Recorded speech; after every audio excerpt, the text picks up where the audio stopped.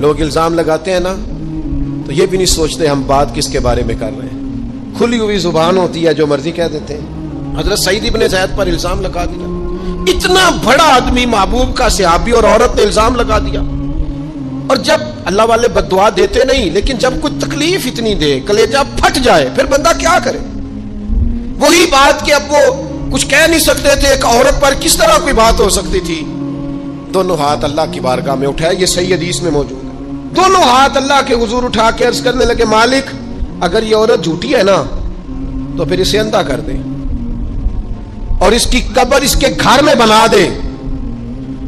صحابہ فرماتے ہیں کہ حضرت سعید ابن زید کا تو وصال ہو گیا، زمانہ گزر گیا، لیکن ہم نے پھر اس بی بی کو اندھا ہوتے دیکھا ہے۔ پھر اس کے گھر میں کنواں تھا اور ہم نے اسے اپنے ہی گھر کے کنویں میں گر کے مرتے ہوئے بھی دیکھا ہے۔ میں جانتا ہوں اس بوڑھی عورت کو جس کی بیٹی کو کسی نے بڑا ہی ستایا تھا سسرال والوں نے، اور خامد اس کا موجود نہیں تھا، تو وہ اپنے وہاں سے نکلتے ہوئے نا واپس گھر سے، تو وہ دروازے پہ کھڑی ہو کے کہہ رہی تھی، حضرت صاحب میں گزر رہا تھا، حضرت صاحب گل سننا، بچیوں کا باپ کوئی نہیں، ایک بھائیا بیچارہ کدھر کدھر جائے، ہر چوتھے دن میں یہاں آ کے منتیں کر کے دوپٹے پھینک کے بچی چھوڑ کے جاتی ہوں، آج میں نے اپنا مقدمہ رب کی بارگاہ میں پیش کر دیا، آپ گواہ رہے نا، میرا جرم صرف ہے کہ میں بیٹیاں دی ماں ہوں، گواہ رہے نا آپ، میں نے مقدمہ اللہ کے حضور درج کرا دیا ہے، بیٹی کو حوصلہ دے کے جاتی ہوں، خود نہیں سوتی میں ساری رات، مجھے پتہ ہے میری بیٹی کے ساتھ زیادتی ہو رہی ہے، اور ان کو بھی پتہ ہے لے جا کوئی نہیں سکتے، بندے ماڑے ہیں تو یہ روز ظلم کرتے ہیں، میں نے وہ مقدمہ درج کرا، آپ گواہ رہنا۔ میں نے بڑا منایا اس اماں کو، میں نے کہا اماں اتنے سخت جملے نہ کہنے لگی، کلیجہ اندر سے پھٹ گیا، چھلنی ہے۔ ایک شخص کے کمرے میں جاتی تھی معافی مانگنے، چلو بچی سے غلطی ہو گئی تو اٹھ کے دوسرے کمرے میں چلا جاتا تھا، میں دوسرے میں جاتی تھی کیونکہ میں بیٹی والی ہوں۔ اب میں نے مقدمہ درج کرا دیا ہے، اب میرا رب جانے بہتر انصاف، میں بڑا اللہ کا گناہگار بنتا ہوں، میں نے پھر واقعی وہاں انصاف ہوتے دیکھا، میں نے وہ رنگ بدلتے اور حالات تبدیل ہوتے دیکھے۔ یہ یاد رکھنا، زندگی خود بھی گناہوں کی سزا دیتی ہے، یہاں بھی زندگی خود بھی گناہوں کی سزا دیتی، یاد رکھنا، ذرا احتیاط سے منہ کھولنا کسی کے بارے میں، اللہ کے بندوں کے بارے میں اپنی زبانیں ذرا احتیاط سے کھولنا، ذرا خیال کرنا، کسی غریب کے بارے میں جملے سوچ کر بولنا، کسی کمزور کا مذاق اڑانا تو معاذ اللہ ذرا ہوش کرنا، اللہ سے ڈر کے بات کرنا، اس لیے کہ بڑی جلدی انصاف کا وقت آنے والا، بڑی جلدی حالات بدلنے والے ہیں۔ تلک الایام نداولھا بین الناس، اللہ لوگوں کے درمیان دن بدل دیا کرتا ہے، پھر لوگوں کو جگہ نہیں ملتی چھپنے کی، روک چھپانے کی۔ دو ہی باتیں آج آپ کے سامنے رکھی ہیں، ایک تو نیکوں سے دعا لے لو، اللہ والوں سے دعا لے لو، ماں باپ سے دعا لے لو، بزرگوں سے دعائیں، اور دوسرا بد دعاؤں سے بچ جاؤ، دعائے ضرر سے بچ جاؤ، کسی کو اتنا نہ ستاؤ کہ بیچارہ خود کچھ نہ کر سکے اور اللہ کے حضور تمہاری شکایت کرے، بچو۔ وہ میں نے بہت پرانا ایک جملہ کہا تھا، پھر کہتا ہوں، غریبوں کی بد دعائیں دن میں نہیں ستاتی، غریبوں کی بد دعائیں رات کو ستاتی۔ جب اے سی پورا لگا ہو، گھر پورا بہترین بنا ہو اور نیند نہ آئے، اور اپنے ہی گھر سے خوف آئے، اور اپنے ہی مقام سے بندہ بے چین ہو کے اٹھے، اور کبھی چھت پہ اور کبھی نیچے، اور پتہ نہیں مجھے کیا ہے اور پتہ نہیں مجھے کیا ہے، تو پھر وہ استغفار کرے، پھر وہ جس کو ستایا اس سے معافی مانگے، پھر جس کا دل توڑا ہے اس سے جا کے اللہ کی رضا کے لیے معافی مانگ کے آئے، اس لیے کہ کچھ سکون ایسے ہیں جو صرف معافیوں سے ملتے ہیں۔ نبی پاک رحمت للعالمین ہے، لیکن جب حضور گزرے نا ایک دن طواف بیت اللہ شریف کر کے، تو کفار نے پھبتیاں کسیں، بار بار بلا بھلا کا، ایک طواف بھی حضور نے کر لیا، دوسرا بھی کر لیا، تیسرا بھی، اور پھر انہیں اوجڑیاں ڈالی، کئی تکلیفیں دی، تو اس وقت حضور نے پھر دعا کی تھی، اے اللہ گن لے ان لوگوں کو، گن مالک ان بندوں کو، یہ اتنی تکلیف دیتے ہیں۔ حضرت صدیق اکبر فرماتے ہیں، وہ جن کے لیے محبوب نے اس دن دعا کی تھی وہ چن چن کے بدر میں قتل ہوئے، سارے گن گن کے وہ لوگ قتل ہوئے۔ کیوں ہم کسی کو اتنا ستائیں کہ اس کے منہ سے پھر ایسے جملے نکلیں جو ہم سے سنبھالے نہ جا سکے؟ ہم ڈٹے ہوئے لوگ۔ سرکار نے فلاح انسانیت کے لیے جو دوسرا کام کیا نا، وہ لوگوں کو احساس دلایا ہے کہ اگر غلطی ہو جائے تو تم نے بندوں کے سامنے اپنے آپ کو کلیئر نہیں کرنا، تم نے تو رب کے سامنے اپنے آپ کو کلیئر کرنا، اللہ کے سامنے تم نے بچنا ہے کہ میرا گناہ معاف۔ اور حضور احساس پیدا کرتے تھے۔ بخاری شریف میں قبیلہ غامدیہ کی اس عورت کا تذکرہ موجود ہے جو خود آئی تھی، کوئی گرفتار کر کے نہیں لایا، از خود آئی۔ احساس پیدا ہو گیا نا گناہ کا۔ یہاں بہت ساری غلطیاں کر کے بھی لوگ جب اپنی بات کرتے ہیں تو کہتے ہیں کبھی یاد تو نہیں کسی کے ساتھ زیادتی کی ہو، یاد تو نہیں کبھی کسی کا، بھئی آپ نے اتنے بڑے ولی ہونے کا دعویٰ کر دیا۔ انسان تو انسان رہتا ہے۔ بڑے بڑے لوگ کہہ گئے کہ یا اللہ اگر انجانے میں بھی بھول گئے ہیں تو ہم سے درگزر فرما، لیکن جب ہم تیار ہی نہیں ماننے کو۔ حضرت انس بن مالک کہتے ہیں وہ خاتون آئی، کوئی پکڑ کے نہیں لایا، کسی 14 دنوں کے ریمانڈ پہ نہیں اسے منوایا گیا، اسے وہ خود بخود آئی اور کریم محبوب علیہ السلام کے سامنے جب وہ کھڑی ہوئی تو اتنے درد سے میں نے کم لوگ روتے دیکھے ہیں جس درد سے وہ روئی۔ عرض کرنے لگی حضور میں غلطی کر بیٹھی ہوں، مجھ سے زنا ہو گیا، مجھے پاک کر دے۔ تو محبوب کریم علیہ السلام نے فرمایا تو کیسے ثابت کرے گی تو نے گناہ کیا؟ یعنی مجرم کو ثابت کرنا پڑ رہا ہے کہ میں گناہ گار۔ یہ وہ کمال ہے کہ انسانوں کو احساس ہونے لگے کہ یہاں ہم غلط ہیں۔ جب اعتراف جرم ہوتا ہے، جب بیماری کی تشخیص ہوتی ہے تو پھر اس کا علاج بھی ہو جاتا ہے۔ حضرت انس بن مالک کہتے ہیں وہ عرض کرنے لگی حضور میرے پیٹ میں ناجائز بچہ ہے۔ حضور نے فرمایا جا جب بچہ پیدا ہو تو پھر آنا۔ وہ 8 ماہ کے بعد آئی تو اس کی گود میں پھول سا بچہ تھا۔ حضور نے فرمایا واپس جا، جب روٹی کھانے لگ جائے تو پھر آنا۔ وہ 2 سال 2.25 سال دودھ پلاتی رہی، پھر جب آئی تو بچے کے ہاتھ میں روٹی کا ٹکڑا تھا۔ کریم محبوب صلی اللہ تعالی علیہ وسلم سے آ کے جب اس نے بات کی تو وہ درد سے روئی، کہنے لگی یا رسول اللہ 3 سال ہونے کو ہیں، میں نے گناہ کیا ہے، میں ساری رات سو نہیں پاتی۔ حضور تڑپتی ہیں، اگر اس حال میں مر گئی تو اپنے رب کو کیا منہ دکھاؤں، مجھے پاک کر دے، میرے حال پہ رحم فرمائے۔ محبوب کریم صلی اللہ علیہ وسلم نے بچہ ایک صحابی کو دیا، فرمایا بچوں کی طرح پالنا، اور کہا اسے لے جاؤ، پتھر مار مار کے اسے سنسار کر دو۔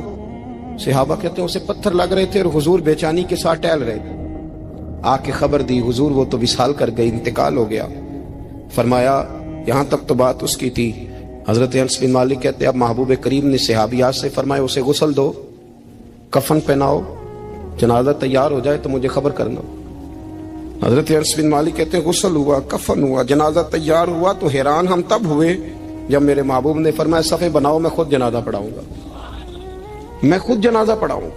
اور سرکار نے جنازہ پڑھایا تو ایک شخص کی زبان سے نکلا حضور اس ملعون کا معاذ اللہ جنازہ جس نے ناجائز بچہ جنا، اس کے لیے آپ دعا کر رہے ہیں، جنازہ پڑھا۔ حضور فرمانے لگے خاموش ہو جاؤ، تم نے گناہ دیکھا ہے اس کا احساس نہیں دیکھا، تم نے غلطی دیکھی ہے لیکن اس کی توبہ کا انداز نہیں دیکھا۔ اور صاحب کنز العمال نے یہ لفظ نقل کیے ہیں کہ کریم محبوب فرمانے لگے اس نے تو ایسی شاندار توبہ کی ہے کہ اگر میں اپنی ساری امت میں بانٹ دوں تو اللہ سب کی مغفرت فرما دے گا۔ احساس جب پیدا ہو جاتا ہے نا اپنے دل کے اندر کہ یہاں میں غلط ہوں، ان العبد اذا اعترف ثم تاب تاب اللہ علیہ او کما قال نبی صلی اللہ علیہ وسلم، رواہ مشکات۔ حضور نے فرمایا جب کوئی بندہ کہتا ہے نا اللہ میں بھول گیا تھا اور پھر وہ توبہ کرتا ہے تو رب اس کی توبہ کو فوراً ہی قبول فرما لیتا ہے۔ حضرت عبداللہ بن حذافہ جہاد کر رہے تھے، روم کے عیسائیوں نے گرفتار کر لیا، 1000 آدمی نے مل کے پکڑا، گرفتار نہیں ہوتے تھے صحابی، 1000 آدمی نے گھیرا ڈالا، گرفتار کر کے لے گئے۔ اور جب بادشاہ کے سامنے گئے تو وزیر کہنے لگا بادشاہ بندہ بڑے کام کا ہے، اگر ہمارے قابو آ گیا تو فائدہ دے گا، صحابی ہیں حضرت عبداللہ بن حذافہ، حضرت فاروق اعظم کا زمانہ ہے، اگر قابو آ گیا تو فائدہ دے گا۔ بادشاہ کہنے لگا کیوں، کیا خوبی ہے؟ کہنے لگے ہم 1000 آدمی تھے، یہ اکیلا قابو نہیں آ رہا تھا، 1000 آدمی تھے، اگر ہماری فوج میں شامل ہو گیا تو بہت بڑا جرنیل ملے گا۔ بادشاہ کہنے لگا کوئی مسئلہ نہیں، 2-3 چیزیں ہوتی ہیں بندے کو خریدنے کے لیے، خرید لیتے ہیں۔ بادشاہ کہنے لگا عبداللہ جتنی دولت تجھے چاہیے میں تجھے دے دیتا ہوں، میرے لشکر میں آ جا، معاذ اللہ اسلام چھوڑ دے۔ حضرت عبداللہ بن حذافہ کیا فرماتے ہیں بڑا تو بیوقوف ہے، میں نے دولت کمانی ہوتی تو مدینے میں بیٹھ کے تجارت کرتا، میں دولت کمانے نہیں نکلا، میں تو رسول اللہ کی رضا کمانے کے لیے نکلا ہوا ہوں۔ دولت کمانی ہوتی تو کسی مارکیٹ میں ہوتا، میدان میں آنا تھا، شہادت ہے مطلوب مقصود مومن، نہ مال غنیمت نہ کشمر کشائی، یہ دولت تو لونڈی ہے رسول اللہ کے دروازے کی، یہ تو پیچھے پیچھے پھرتی ہے نبی پاک کے غلاموں۔ یہ کمانی ہوتی تو میں کسی مارکیٹ میں ہوتا, میدان میں تھوڑا ہوتا. عبداللہ بن حذافہ سے ایک دوسری چال چلی. کہنے لگے میاں عہدہ جو تجھے چاہیے, میں بادشاہ ہوں, میرے نیچے جو عہدہ تو کہے گا وہ تجھے مل جائے گا. حضرت عبداللہ بن حذافہ کہنے لگے شاید تجھے پتہ نہیں میری تعریف کیا ہے, شاید تو جانتا نہیں میری تعریف کیا ہے. کہا صاحب کی کیا تعریف ہے؟ کہنے لگے میں رسول اللہ کا صحابی ہوں, اور کائنات میں سب سے بڑا عہدہ مصطفیٰ کے صحابی ہونے کا عہدہ ہے. صحابہ وہ صحابہ تھے جن کی ہر صبح عید ہوتی تھی, خدا کا قرب حاصل تھا, نبی کی دید ہوتی تھی. فرمایا میں نے حضور کے جلوے دیکھے ہوئے ہیں, مجھے عہدے کی ضرورت ہی نہیں, اور میں نے عہدہ لینا ہوتا تو میں سیاست کرتا, میں تو شہادت لینے نکلا ہوں میدان میں, عہدے کا میں نے کیا کرنا ہے. اب بادشاہ کہنے لگا اسے قتل کر دو. وزیر کہنے لگا نہیں, ایک بات اور ہے, مجھے ایک چال اور چلنے دو. کہا وہ کیا؟ کہنے لگے میری بیٹی بڑی خوبصورت ہے, مجھے موقع دو اپنی ہی بیٹی کو سجا بنا کے. وہ جوان جس کی جوانی اتنی بڑی ہے کہ 1000 آدمی مقابلے میں کھڑا نہیں ہوتا, اس جوان کے کمرے میں رات کی تنہائی میں بنا سوار کے بی بی کو بھیجا. وہ بی بی کہتی ہے میں ساری رات بن سور کے اس صحابی کے کمرے میں بیٹھی رہی, لیکن یہ کیا شخص تھا, ساری رات ہی مسلح پہ بیٹھا رہا, ساری رات ہی. کچھ دیر تھک جاتا تو یہ کریم رسول پہ درود پڑھنا شروع کر دیتا. بی بی کہتی ہے سحری ہو گئی تو میں نے چھو کے دیکھا کہ انسان ہے کہ جن ہے, یہ بندہ ہے کہ فرشتہ ہے, چھو کے دیکھا. کہنے لگے پیچھے ہٹ جا. میں نے کہا میں نے تو سنا تھا تو 1000 کے مقابلے میں ہے, اور تو اتنا بے حس ہے کہ بنی صبری دلہن بیٹھی ہے, تو نے نظر نہیں کی. عبداللہ بن حذافہ, بی بی کہتی ہے نظر پھر نہیں اٹھائی, نظر پھر جھکی ہوئی ہے. کہنے لگے بی بی میں مجبور ہوں, اب میرے اوپر کوئی حسن نہیں چلتا, میں نے جلوائے بدوہا کا دیدار کیا ہوا ہے, اب میری نگاہوں میں جچتا نہیں کوئی, اس لیے کہ جیسے میرے سرکار ہے ایسا نہیں کوئی. کبھی بھی اب نہیں کسی کا میرے اوپر جادو چلتا, میں نے مصطفیٰ کو, اور کہا ذرا پیچھے ہٹ کے بیٹھ, مجھے میرے رسول نے غیر محرم سے بچنے کا حکم دیا ہے, ذرا پیچھے ہٹ کے بیٹھ. سحری کا وقت تھا. وہ بی بی کہتی ہے اس نوجوان کے جملے میرا سینہ چیر گئے, کلیجہ پھٹ گیا, چیخ نکلی, میں کفر کے عالم میں روئی. میں نے کہا مجھے بتا تو صحیح, آخر یہ جذبہ کہاں سے ملتا ہے, آخر یہ روشنی تو میں نے دیکھی نہیں, کہاں سے آتی ہے. ایک میرا باپ ہے جو بنا سور کے مجھے تیرے کمرے میں چھوڑ گیا, بتلا یہ کہاں سے کیف آتے ہیں. عبداللہ بن حذافہ کہنے لگے اگر کیف لینا ہے تو تو بھی میرے مصطفیٰ کا کلمہ پڑھ جا, آجا دروازے رسول پہ جھک جا, مل جائے گا. سویرے دروازے پہ باپ آیا بیٹی سے رزلٹ لینے, دروازہ کھولا تو بیٹی نقاب پہنے باہر آئی. باپ کہنے لگا کیا بلا؟ کہنے لگی پیچھے ہٹ جا, تو غیر محرم ہے, کافر ہے, میں مسلمان ہوں. اس نے کہا کیا ہوا؟ کہنے لگی تیرے جیسے کو باپ کہوں, تیرے جیسے کو جو مجھے استعمال کرنا تھا. میں تجھے باپ نہیں مانتی, میں اب رسول والی ہو گئی, میں حضرت فاطمہ کی کنیزہ ہو گئی, میں اب نبی کریم کی خادمہ ہوں, خبردار میرے قریب نہ آنا. یہ دعو بھی ناکام ہوا.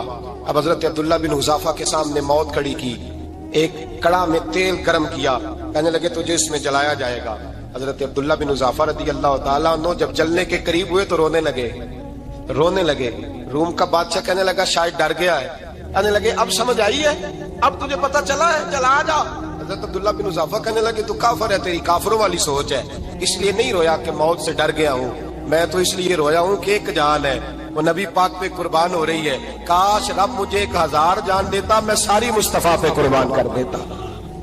ایک سنار نے گلی میں ایک یتیم چھوٹے سے بچے کو گھومتے دیکھا تو سنار بے اولاد تھا, بچے کو اٹھا کے گھر لے آیا. 18 سال اس بچے کی پرورش کی, اس کو پالا پوسا, جوان کیا. سنار کے پاس وہ دکان پہ چلا جاتا, وہ کئی دفعہ دکان پہ رہتا, کئی دفعہ گھر میں رہتا. ایک دفعہ وہ دکان پہ تھا, بچہ گھر تھا, 18 سال کا جوان, اس کی بیوی اکیلی تھی. وہ جس نے ماں بن کے پالا تھا اس نے اسی پہ حملہ کر دیا, اس کا بازو بری نیت سے تھاما. بیوی چیخی, تھوڑی دیر گزری تو وہ نوجوان پیروں میں بیٹھ گیا, کہنے لگا اماں پتہ نہیں مجھے کیا ہوا. شام کو سنار آیا, بیوی چیخنے لگی, چلانے لگی, کہنے لگی آج عجیب بات ہوئی, جس کو میں نے جگر کا خون دے دے کے پالا اسی نے گندی نظر ڈالی. سنار محو حیرت ہے. بیوی کا خیال تھا کہ لاٹھ اٹھائے گا, ڈنڈا اٹھائے گا, نوجوان کو مارے گا, لیکن وہ رونے لگ گیا. اس نے کہا آج اس نے میرا بازو تھاما ہے, جانے کیا کیا ہے. پریشان ہونے لگ گیا, سجدے میں گر گیا. کہا تو بتاتا کیوں نہیں؟ تو وہ سنار کہنے لگا اس کی غلطی نہیں, 18 साल के बाद आज मुझ पर भी शैतान सवार हुआ था। एक औरत आई थी, वो अपने बाजुओं में चूड़ियां पहनना चाहती थी, तो मैंने भी गंदी नजर से हाथ डाला था। रब करीम ने मुझे फौरन उसकी सजा दी। जिनके घरों में बेटियां होती हैं उनकी नजरें गंदी नहीं होती। जो बेटियों के बाप होते हैं, जो बहनों के भाई होते हैं, उनकी नजरें गंदी। और अगर तू टेलीफोन करता है, तू किसी औरत के साथ ताल्लुक रखता है, तो ये बात लिख ले। इमाम फखरुद्दीन राजी 1, अल्लामा इस्माइल हकी 2, मुल्ला जलालुद्दीन रूमी 3, इमाम खाजन 4, इमाम जलालुद्दीन सयूती 5 हदीस के उस्ताद और मुहद्दिस लिखते हैं कि अगर तू किसी पर गंदी नजर डालेगा तो तेरा घर बच सकता, याद रख, नहीं बचेगा। इसलिए कि तेरी नजर किसी की बेटी को बेटी समझ, ताकि तेरी बच्ची का पर्दा कायम रहे। किसी की बहन को, ये क्या बात हुई कि तू जितना मर्जी गंद मुआशरे में फैलाता रहे, तेरा घर बचा रहे, ये कैसे हो सकता है? फाइना लहू मईशतन दंका, अल्लाह फरमाते हैं जिंदगी तंग हो जाएगी तेरे लिए मुश्किल। तू ढूंढता फिरेगा कि मैं मरने को जगह तलाश करूं। सच्ची तौबा करे, खरी तौबा करे। ये गुनाह इंसान को मजबूर कर देते हैं। हजरत अब्दुल्लाह बिन मुबारक रहमतुल्लाह ताला अलैह, उनके सैकड़ों शागिर्द थे। एक शागिर्द के इंतकाल का वक्त आया तो घर गए मिलने। आप कहते हैं मैंने जोर लगा लिया पर उसकी जुबान पर कलमा जारी नहीं हुआ। मैं उसे कहता कलमा पढ़, पर उसकी जुबान पर जारी। अल्लाह अकबर, बहुत बड़ी नेमत है। दुआ फरमाए अल्लाह ईमान की मौत अता फरमाए, ईमान की मौत दे अल्लाह करीम, ईमान की मौत दे। ऐसे भी लोग देखे हैं, मस्जिद नबवी है, रसूलुल्लाह का शहर है, सर सजदे में है, रूह परवाज कर गई। रूह पर कितना नसीबों वाला है, कितना नसीबों वाला कि मस्जिद नबी में सर सजदे में रखा है और अल्लाह तबारक व तआला ने महबूब के कदमों में मौत अता फरमाई। तो हज़रत अब्दुल्लाह बिन मुबारक कहते हैं मैंने उसको कहा कलमा पढ़, तो उसकी जुबान पे जारी नहीं होता। मैं बार बार कहता तो वो मिन्नत करता, कहता हुजूर मैं कोशिश करता हूं, जारी नहीं होता। फरमाते मैं परेशान होकर उठा, अभी मैं दरवाजे पे पहुंचा था, उसने चीख मारी और रूह परवाज कर गई। बच्चे रोने लगे, बीवी रोने लगी। तो मैंने उसकी बीवी से कहा कि जुर्म क्या करता, इतना बड़ा पापी पे कलमा जारी नहीं हुआ। उसकी ज़ौजा कहने लगी हजरत जी 2 गुनाह थे इसके। एक तो ये शराब का आदी था, रोकती थी बाज नहीं आता था, और दूसरी बात यह कि ये अपनी अम्मा का नाफरमान था। वो 2 गलियां छोड़ के रहती है, ये कभी मिलने नहीं गया था। उस बूढ़ी का कलेजा इसकी तरफ से बड़ी तकलीफ में था। तो हजरत अब्दुल्लाह बिन मुबारक कहने लगे जा तू भी दुआ कर, उसकी माँ को भी कह दुआ करे कि यहां तो ये कलमा नहीं इसे नसीब हुआ, अल्लाह करे अल्लाह आखिरत की मंजिलें इसकी बेहतर फरमा दे। ये हदीस सुनाने लगा हूं, हदीस है, हदीस रसूल है। जवान खास करके जरा मेरी बात पे तवज्जो करें, और बुजुर्ग खास कर तवज्जो करें जिन्होंने तरबियत करनी है। सुने, हुजूर की बारगाह में एक नौजवान आया है, ये संगमील है हदीस, इसको याद रखना।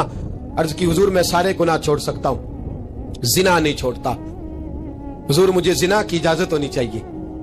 मेरे हबीब ने तब की दी, बिठा लिया।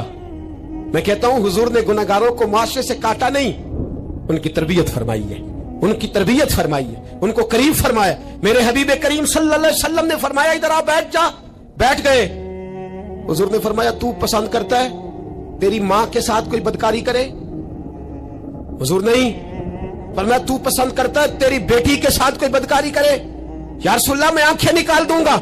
हुजूर ने फरमाया तू पसंद करता है तेरी बहन के साथ? हुजूर मैं काट डालूंगा वो हाथ जो मेरी बहन की तरफ उठेंगे। फरमाया तू पसंद करता है